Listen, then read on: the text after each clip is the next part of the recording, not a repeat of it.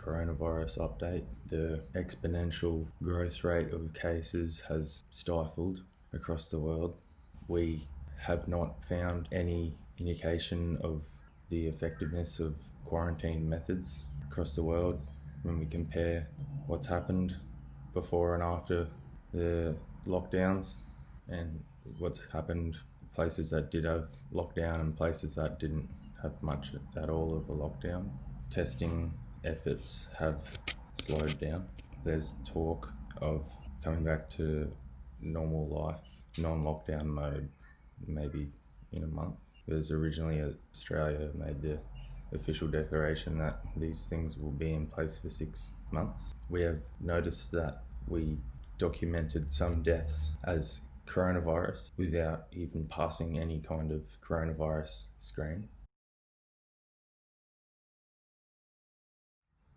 We have developed some blood tests now, and before we could only detect the presence of the genetic sequence in the person.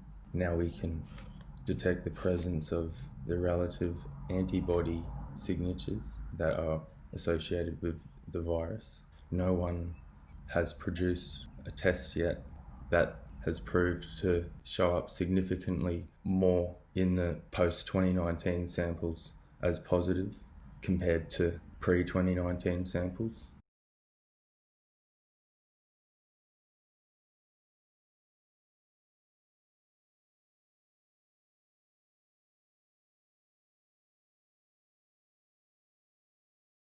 When we sample a population, we establish a criteria for who we're going to sample, who we're going to test. And in this case, in Australia, you had to have overseas travels within a fortnight or contact with a confirmed COVID-19 case within a fortnight and have fever and cough, flu-like symptoms. South Korea had similar setup, and all over the world it differed. I think in Italy they were testing just everyone who died. All the samples of people who were tested with the one that detects whether the virus is in you now.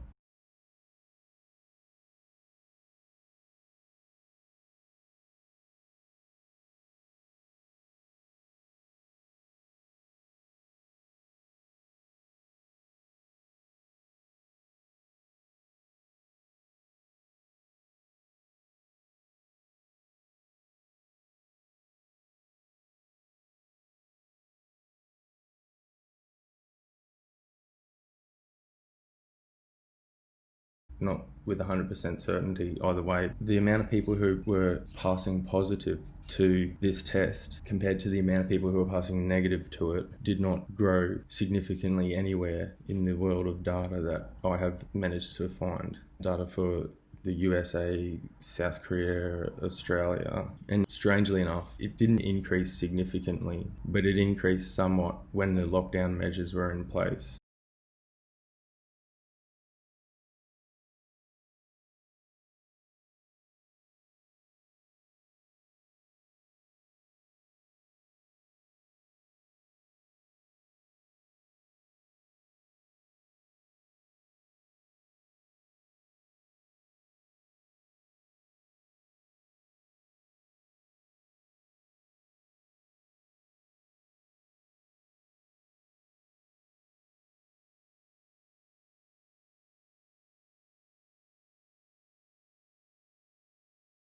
The case numbers of COVID-19 positive were skyrocketing. The amount of tests being conducted was growing exponentially daily across the world. This was enough to have the head honchos of virology giving a lecture saying this is the curve of an epidemic. This is what it looks like. Not at all to address the corollary. Did the testing effort increase exponentially daily? Did the amount of people passing positive compared to the amount of people passing negative grow anywhere in the world? Is this what an epidemic looks like? Apparently strokes have risen significantly.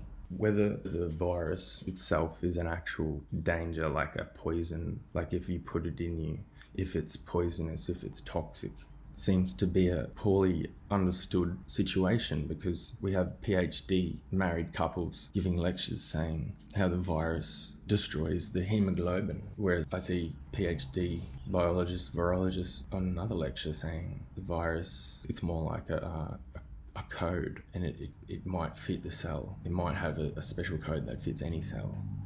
It might have a special code that fits a lot of cells. He also says viruses don't exhibit, they don't employ, they pretty well don't do anything until they're inside a cell in the infectious process. And yet he also says that there are these viruses that are injected along with the wasp egg.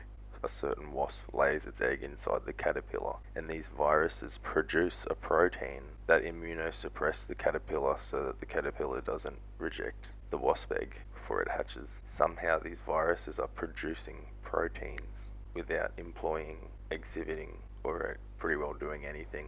Also, they are not infecting any cell. They are not.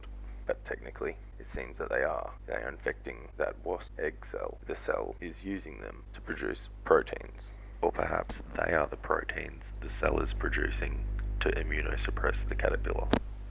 And if it has that code, it will go in, and then that's when it will act and destroy the cell in the process, or even aid it, as we've found.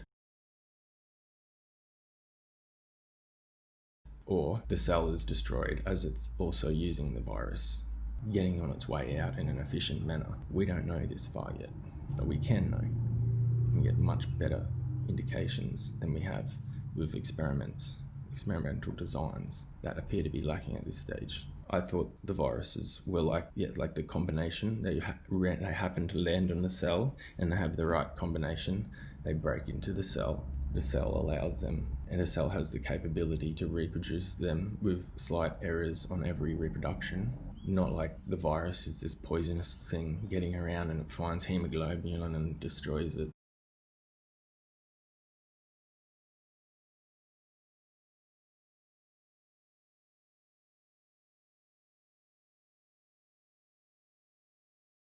If you think that I am not understanding what viruses are, and because I don't have a PhD, well, this guy who actually mapped the genetic structure sequences of the retroviruses, which HIV is. He was like the golden boy of virology until he couldn't figure out why HIV causes the destruction of all the cells and the antibody producing equipment. He reckons that it was harmless, and everyone else said it's obvious that it's an absolute danger. Peter Duisberg is just one of some. He's one of the most highly embellished scientists who think like this. So is Kerry Mullis, who invented the PCR method, and Luc Montaigne, who first isolated the HIV. And then there's people like Stefan Lanka, who's a German PhD virologist, who happens to disagree with the whole fundamental paradigm of disease causation by germs. I only know about him because he got famous for betting that no one can prove measles virus exists and winning the case in a high court in Germany after losing in the lower. So we don't have this video camera up watching the viruses enter the cells and effectively dismantle the cell and come out with a heap of offspring viruses that's slightly varying in their structure. We haven't got that video, but we got some videos of cells interacting with viruses and changing significantly their structure and disintegrating.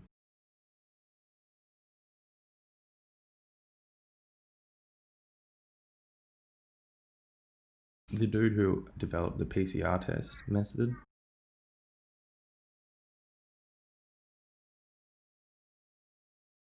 he reckoned that it should have never been used as a means to diagnose infectious disease because the false negatives and the false positives and